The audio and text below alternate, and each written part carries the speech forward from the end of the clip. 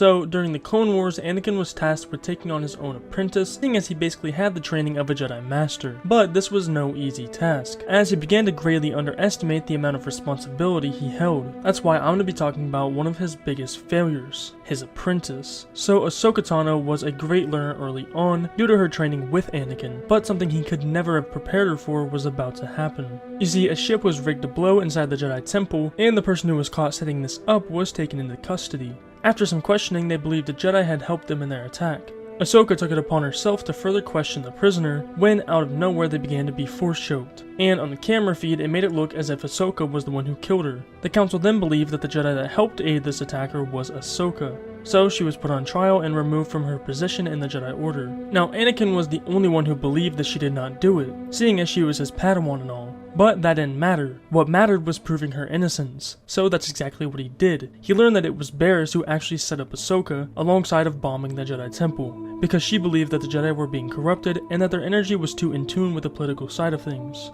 Which she was honestly right about. They freed Ahsoka and granted her a spot back in the Jedi Order, but she couldn't help but feel betrayed, because she felt that any of them could have just tried to listen to her, and they would have completely avoided this at all. So she decides to turn down the offer, even though all of her life she just wanted to be the greatest Jedi she could ever be. Ahsoka knew that something felt off in the way she was treated, so she left, even when her master begged her to stay. Which I feel took a great toll on Anakin's view of the Jedi, and that is something that would be further expanded upon in Revenge of the Sith. Now, you might be wondering how any of this was actually Anakin's fault, seeing as he was ultimately the only one who trusted her, and inevitably helped free her. Well, where he actually failed her was not in her actions, but in her feelings. Anakin himself did not have his feelings under control, so how could he have taught Ahsoka how to do so, therefore making her so easily act on her emotions and giving up the Jedi Order. But even though she did leave the Order, she still cared deeply for her friends there. So when she would come to hear about her old Jedi Master's fall to the dark side, she would feel a great amount of guilt for not being there for him, as she hadn't seen him in a long time. These same feelings would come to haunt her for many